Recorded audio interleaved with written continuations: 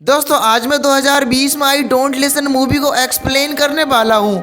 अगर आपको मूवी की एक्सप्लेनेशन पसंद आए तो वीडियो को लाइक करके चैनल को सब्सक्राइब जरूर कर देना। So now let's explain this movie. Movie शुरू होती है और हमें एक आदमी दिखाया जाता है जिसका नाम डेनियल होता है, जो उस समय अपने बेटे की बॉल को पूल से बाहर निकाल रहा होता है। फिर हमें डेनियल का बेटा दिखाया जाता है जिसके साथ पिछले कुछ दिनों से कुछ अजीबोगरीब हो रहा था, और वो यह है कि उसे रात को डरावनी आवाजें सुनाई देती थी जिसकी वजह से वो सो नहीं पाता था। इस बात की वजह से डेनियल के बेटे की नेचर बदलती जा रही थी और वो चुपचाप रहता था और उसका बिहेवियर अपने पेरेंट्स के साथ भी सही नहीं था।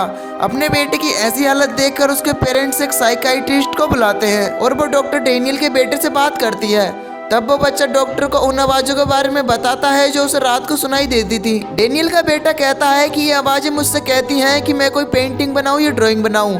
ये बातें सुनकर डॉक्टर को थोड़ा बहुत अजीब लगता है। वो डॉक्टर उस बच्चे के पेरेंट्स से कहती है कि ये सिर्फ उसकी इमेजिनेशन है और कुछ नहीं, क्योंकि आप रिसेंटली एक नए घर में शिफ्ट हुए हैं, इसीलिए वो अपने आप को अकेला महसूस कर रहा है। यह सारी बातें कहकर डॉक्टर वहां से चली जाती है, लेकिन तभी उस डॉक्टर की गाड़ी से अचानक अजीब सी आवाजें आने लगती हैं, जबकि दूसरी तरफ डेनियल का बेटा एक ड्राइंग बना रहा होता है। ड्राइविंग के दौरान डॉक्टर के कान में एक मक्खी चली जाती है जिससे उसे बहुत दिक्कत होती है और अचानक डॉक्टर की हालत बहुत खराब हो जाती है, जिसकी वजह से गाड़ी का बैलेंस खराब हो जाता है और गाड़ी एक ट्री से टकरा जाती है और ट्री की एक टहनी उस डॉक्टर के आर पार हो जाती है और बहुत ही बुरी तरीके से उस डॉक्टर की मौत हो जाती है। मरने के बाद वो मक्खी उस डॉक्टर के कान से बाहर आ जाती है और उड़ जाती है। इधर डेनियल का बेटा भी अपनी ड्राइंग को कंप्लीट कर लेता है। उसने जो पेंटिंग ड्रॉ करी थी उसमें दिखाया गया है कि टेनियो पर से खून आ रहा है, ठीक उसी प्रकार जिस प्रकार डॉक्टर की मौत हुई थी। उस बच्चे का फादर डेनियल देखता है कि उसके घर की दीवार के छोटे से हिस्से पर काफी सारी मक्खियां हैं। डेनियल उन मक्खियों से तंग था और स्प्रे के जरिए उन मक्खियों को हटाने की कोशिश करता है, लेकिन तभी डेनियल का बेटा उसे कॉल करता है और कहता है कि पापा पूल में बॉल चली गई है, आकर उसे निकालने में मेरी मदद कर दीजिए। फिर डेनियल अपने बेटे की बॉल निकाल देता है और साथ साथ यह भी कहता है कि अब पूल के पास मत जाना। और तभी डेनियल की वाइफ अपने बेटे को नहाने के लिए बुला लेती है और वॉशरूम में भी उस बच्चे को वॉकी टॉकी से अजीब सी आवाजें सुनाई दे रही थी और आधी रात को पूल के पास कुछ तेज और डरावनी आवाजें सुनाई दे रही थी, जिसकी वजह से डेनियल की आंख खुल जाती है और वो गेट बंद करने के लिए चला जाता है। और वो जैसे ही वापस आता है तो वो देखता है कि उनका बेटा किसी से वॉकी टॉकी पर बात कर रहा है। तभी अचानक से बच्चे के रूम में उसका टॉय प्ले हो जाता है और बच्चा उसे बंद कर देता है। तभी उसकी नजर पर्दे के पीछे पड़ती है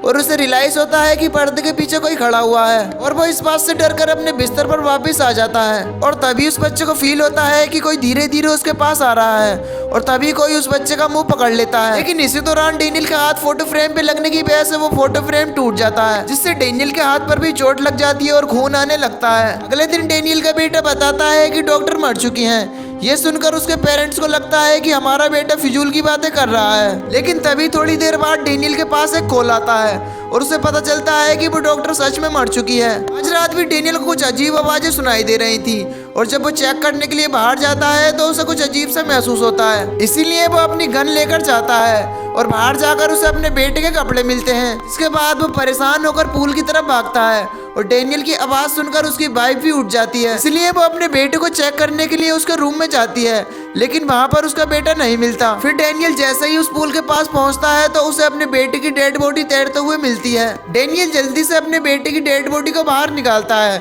और उसे पता चलता है कि उसका बेटा मर चुका है। अपने बेटे को खोकर पेरेंट्स बहुत ज्यादा दुखी हो जाते हैं और डेनियल की वाइफ डिसाइड करती है कि वो कुछ दिनों के लिए अपनी मदर के घर चली जाएगी और वो अपना सामान पैक करने लगती है, लेकिन तभी उसकी नजर एक तकिए पर पड़ती है जिस पर खून की बूंद लगी हुई थी। लेकिन वो सोचती है कि डेनियल के हाथ में जो चोट लगी थी वो उसी के खून का निशान है। जब डेनियल की वाइफ वहां से चली जाती है तो फिर से रात को वॉकी टॉकी पर कुछ आवाजें सुनाई देती हैं और वो उस वॉकी टॉकी पर हेलो बोलता है, लेकिन दूसरी साइड से उसे कोई भी रिस्पॉन्स नहीं मिलता। फिर डेनियल अपनी वाइफ का हालचाल पूछने के लिए उसे एक वॉइस मैसेज भेजता है, लेकिन वॉइस मैसेज में बहुत ज्यादा शोर था, इसलिए डेनियल की वाइफ उसे कॉल करती है और डेनियल से पूछती है कि क्या तुम ठीक हो, क्योंकि तुम्हारे वॉइस मैसेज में कुछ अजीबोगरीब आवाजें सुनाई दे रही थी। कॉल कट होने के बाद डेनियल अपने उस वॉइस मैसेज को सुनता है और उसे सुनते ही डेनियल शॉक्ड हो जाता है। उस आवाज को वो ध्यान से सुनता है और इस बार उसे अपने बेटे की आवाज सुनाई देती है जो उससे हेल्प मांग रहा होता है और यहाँ पर ये सब कुछ डेनियल को पैरानॉर्मल लगता है। फिर डेनियल एक पैरानॉर्मल इन्वेस्टिगेटर के पास जाता है जिसे वो अपने घर में होने वाले सारे इंसिडेंटों के बारे में बता देता है और अपने बेटे की आवाजों के बारे में भी। इसलिए डेनियल उस पैरानॉर्मल इन्वेस्टिगेटर से हेल्प मांगता है। पहले तो वो साफ मना कर देता है, लेकिन फिर डेनियल उसे अपनी हेल्प करने के लिए एग्री कर लेता है। फिर वो पैरानॉर्मल इन्वेस्टिगेटर अपनी बेटी के साथ डेनियल के घर पहुंच जाता है और उस पैरानॉर्मल इन्वेस्टिगेटर की बेटी का नाम रूथ था। घर में जाने के बाद रूथ पूरे घर में कैमरा सेटअप कर देती है। फिर सब कुछ सेटअप करने के बाद ये उस घर में आवाजें सुनने की कोशिश करते हैं और तभी रूथ को कोई कमरे में बैठा हुआ दिखाई देता है और रूथ अपने फादर से कहती है कि डेनियल को बाहर जाने को कहो, वह कैमरे में आ रहा है।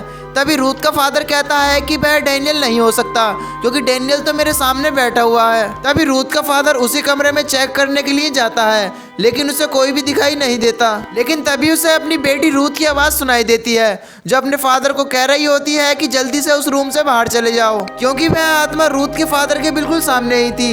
लेकिन रूथ के फादर को सामने कुछ भी नजर नहीं आता। फिर थोड़ी ही देर बाद रूथ के फादर के हेडफोन में बहुत तेज साउंड आने लगता है जिससे वो बहुत ज्यादा घबरा जाते हैं। यह सब देखने के बाद रूथ के फादर कहते हैं कि यहाँ कुछ जरूर पैरानॉर्मल और सुपरनैचुरल हो रहा है। दूसरी तरफ हम देखते हैं कि डेनियल की वाइफ को रात को किसी की कॉल आई है और जब वो कॉल उठाती है तो वो दूसरी तरफ देखती है कि उसका बेटा है और वो अपनी मदर को कहता है कि पापा किसी को घर में ले आए हैं मुझे नुकसान पहुंचाने के लिए। डेनियल की वाइफ उससे पूछती है कि बेटा तुम कहाँ पर हो, जिस पर वो बच्चा जवाब देता है कि मम्मा मैं बेड के नीचे हूँ। अपने बेटे की आवाज सुनकर डेनियल की वाइफ डिसाइड करती है कि वो जल्द से अपने घर चली जाएगी। तभी डेनियल की वाइफ घर पहुंचकर अपने बेटे को बेड के नीचे देख रही होती है और थोड़ी देर बाद डेनियल की वाइफ को उसका बेटा दिखाई देता है। तब वो अपने बेटे के पास जाने लगती है, लेकिन तभी वो बच्चा बेड के नीचे चला जाता है और जब उस बच्चे की मदर बेड के नीचे देखती है तो उसे बेड की दूसरी तरफ किसी के पैर दिखाई देते हैं और वो पैर अब बेड पर चढ़ रहे थे। लेकिन जब वो बेड पर देखती है तो वहाँ पर कोई भी नहीं होता है। यह देखकर डेनियल की वाइफ बहुत ज्यादा डर जाती है और वहाँ से भागने की कोशिश करती है और वो तभी अपने पीछे किसी औरत को पाती है और वो औरत उसके मुंह पे हाथ रख लेती है। फिर रूथ का फादर इस घर के बारे में डेनियल को कुछ बता रहा होता है कि तभी डेनियल की वाइफ खुद को फांसी लगाकर सुसाइड कर लेती है और विंडो से कूद जाती है, जहाँ पर डेनियल की वाइफ के मरने के बाद भी उसके कान से खून और मक्खी निकलती है। अपने बेटे के बाद अपनी वाइफ को खोने के बाद डेनियल बहुत ज्यादा दुखी हो जाता है। रूथ जो कि डेनियल की वाइफ की फुटेज देख रही होती है और वो नोटिस करती है कि जब डेनियल की वाइफ खुद को फांसी लगा रही होती है तो वो घोस्ट भी वहाँ पर मौजूद होता है। तभी इन्हें पास में पड़े बोगी टोकी पर गन के चलने की आवाज सुनाई देती है। तभी ये जल्दी से वहाँ पर जाते हैं और डेनियल को रिलैक्स करने की कोशिश करते हैं। तब रूथ का फादर डेनियल को बताता है कि इस घर के नीचे ही उस बिच को टॉर्चर किया जाता था। पर डेनियल कहता है कि मैं जानता हूँ इस जगह पर कहाँ से जाया जाता है। फिर डेनियल उसी दीवार को तोड़ता है जहाँ पर वो मक्खियाँ थी। फिर उस दीवार को तोड़ने के बाद उन्हें एक खुफिया दरवाजा मिलता है और वहाँ पर एक बिच का कंकाल भी होता है और ये लोग डिसाइड करते हैं कि ये उस बिच के कंकाल को जला देंगे और रूथ का फादर उस कंकाल पर पेट्रोल छिड़क देता है और रूथ को बाहर ही वेट करने के लिए बोलता है और वह जैसे ही नीचे जाता है तो वह फ्लैश लाइट काम करना बंद कर देती है और तभी रूथ के फादर पर वो विच अटैक कर देती है। डेनियल पेट्रोल ढूंढ रहा था कि तभी उसे उसकी वाइफ और बेटा नजर आते हैं और वो डेनियल से पूछते हैं कि क्या आप हमारे साथ नहीं रहेंगे। ये देखकर डेनियल उन दोनों को गले लगा लेता है, लेकिन असल में वो उसकी वाइफ और बेटा नहीं थे बल्कि एक विच थी और वो बिच को गले लगा रहा था और ये बिच की एक चाल थी और डेनियल बिच की चाल में फंस भी गया था और वो अपने ऊपर पेट्रोल डालने लगता है और वो खुद को आग लगाने वाला होता है ताकि वो अपनी वाइफ और बेटे के साथ रह सके। रूथ का फादर उस कंकाल को जलाने की तैयारियां कर रहा था और तभी वहाँ पर रूथ आकर अपने फादर पर अटैक कर देती है और उन्हें ऐसा करने से रोकती है क्योंकि उस बीच ने रूथ को पजेस कर लिया था। लेकिन तभी बिल्कुल सही वक्त पर रूथ के फादर उस कंकाल में आग लगाने में कामयाब हो जाते हैं, जिससे कि रूथ अब बिल्कुल नॉर्मल हो गई थी, जिसके साथ साथ डेनियल भी बच जाता है। सब कुछ नॉर्मल हो गया था और डेनियल अपने बेटे की बनाई हुई पेंटिंग को देख रहा था। वो देखता है कि सबकी मौत का मेथड पहले से ही डिसाइड था कि कोई कैसे मरेगा। एक ड्राइंग देखकर डेनियल को कुछ याद आ जाता है और वो उसी रात को याद करता है जब उसे ये आवाज सुनाई दी थी और उसे याद आता है कि एक मक्खी ने उसे पजेस कर लिया था और उसने ही अपने बेटे को पूल में डुबाकर मार दिया था। जब वो सोया तो वो मक्खी उसके कान से निकल गई और खून की एक बूंद उस तकिए पर जा गिरी। इसे उसकी वाइफ उसके हाथ पर लगी चोट का खून समझ रही थी। यह सब जानने के बाद डेनियल को काफी ज्यादा दुख होता है और अपने किए पर पछतावा भी, इसलिए वो उस पुल के पास जाता है और खुद को शूट कर मार डालता है। डेनियल के बेटे ने अपने और अपने पापा के मरने का तरीका पहले से ही ड्रॉ कर लिया था। फिर हम देखते हैं कि वही बिच डेनियल को देख रही है, यानी कि वो बिच अभी तक खत्म नहीं हुई है और इसी के साथ ये मूवी यहीं पर खत्म हो जाती है। अगर मूवी की एक्सप्लेनेशन पसंद आई हो तो वीडियो को लाइक करके चैनल को सब्सक्राइब जरूर कर देना। बाकी मैं मिलूंगा आपको एक नई वीडियो में, तब तक के लिए till then love you, take care, bye bye.